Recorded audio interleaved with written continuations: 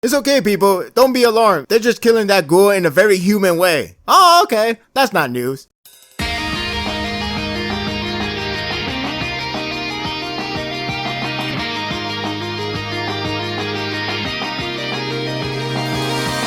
It's not a massacre, unless it involves with humans. Ghouls are perfectly fine to exterminate. It's the lifestyle that today's humanity accept, leaving ghouls to rot and slowly become extinct from the face of Tokyo. And what appears to be a time skip is a continuous struggle for them to survive and retaliate. The sign, however, doesn't look bright. It's funny that I am constantly talking about the plan to decide the arc focus and whatnot, and yet I got them, yet not sure what's the main objective. It does appear that it will soon lead to another moment of discussion to go with the follow-up plan. In time of development, it does make sense that the near extinction is what will cause Kaneki and Go to take action very soon. Otherwise, their time may be up. The good portion of the chapter is the display of extermination to the ghouls, and each of them have their way of handling things. Olga is just barging in the cafe and straight up assassinate a ghoul in front of the worker.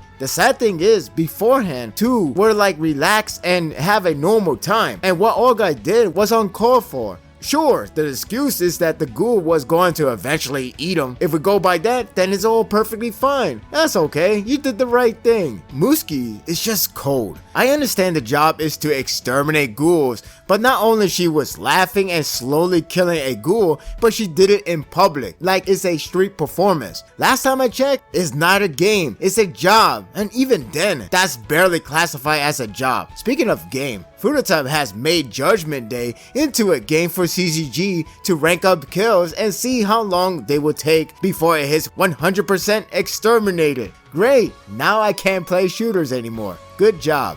Uri looks really rough, as he hasn't slept for days. Now that I think about it, when was the last time he smokes? He always been smoking when it comes to stressful hours, so whatever happened to that? He has been a stressful character, so this does him no favor. Is Haru even alive at this point? For all we know, Kano is probably getting her ready to be the weapon of CCG. Suzuya looks like he doesn't care about his duty. It's like, whatever, just Uri continues to do his work, though I wonder if his last talk with Muski still stings him. Reality is, everyone is nothing but a puppet, and Furuta is having a blast. The chapter shows off a dreary atmosphere of today's Tokyo, so it begins to shift to possible new and forever lasting homeland for ghouls. Naki saves a kid named Cole like a hero. You can always count on Naki. For whatever reason, people are highly speculating that Cole is an old guy spy. I wouldn't dismiss this idea entirely, but I think people judge quickly because the amount of screen time he has. I wonder if he will be neglected later on, like that random kid from Bleach Final Arc. It's possible that he's only our tour guide character. I do appreciate the exploration of today's society for ghouls. Naki even has developed better education, and Shu comes across like a teacher.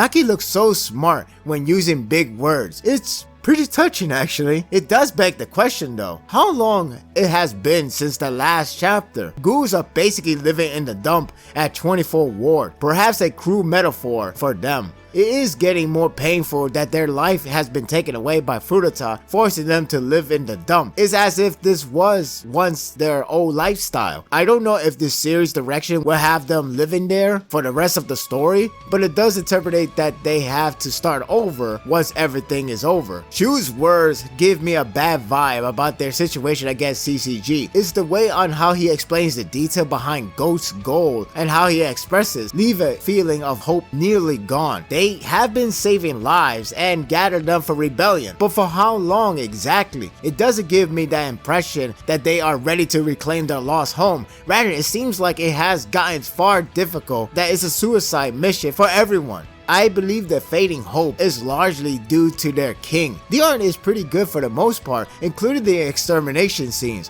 The environment is nicely detailed, making the moment more significant. It has that eerie atmosphere of ghouls getting killed in different locations. Cafe, bookstore, and so on. Do I need to remind everyone that they are practically humans? On the bright side, despite the downfall of ghouls, Shu is looking great as ever. I just want to uplift some spirits. The ending is difficult to understand on what exactly is happening. It is noted that the king is the last remaining hope for everyone. When Kaneki comes down in what should have been dynamic, he is all bloody up. I feel the reaction for Cole is similar to mine because I would assume something else came down. Hell, I won't even think it's a person, or a ghoul in this case. Maybe he's Batman. He takes everything. He's everything, you know? Whatever it is, this doesn't look good at all. Overall, it's the official start of an arc, and start of losing hope for a brighter future. The chapter doesn't show much of progress, but instead show another world building display and how it has affected them. Kaneki's appearance is alarming and the worst time to appear that way. While the theory of Cole being a spy continues, the main question is whether or not these ghouls are going to live civilized ever again. I'm giving this chapter an 8. It almost feels like this is the final arc. Of course not, unless everybody just join in, Period and V organization that is. But that's not going to happen, at least not right now. So what are your thoughts of this chapter? Can you guess what exactly is happening with Kaneki? Cause a lot of people would like to think, oh, he's having a hard time because Toka is dead, off panel no less, which is crazy to even think that way, but maybe I should not let that bypass me. But seriously, what I think is, it tells you that Kaneki is really having a hard time as well. He's probably doing a lot of overworking. Not to mention, his body hasn't really recovered well. So it all factors that he is really doing a lot of things to save everyone. Even if he has his team to help him out, it shows you that the job to save lives is just way too much even for him. The next chapter will tell us exactly what is happening, but that's my best guess. He's overworking and his body just cannot take it that much longer. And that will do it for the review. I hope you enjoyed this one. If you like this and want more of this, subscribe to my channel and my world will be yours to stay. Until next time, take care.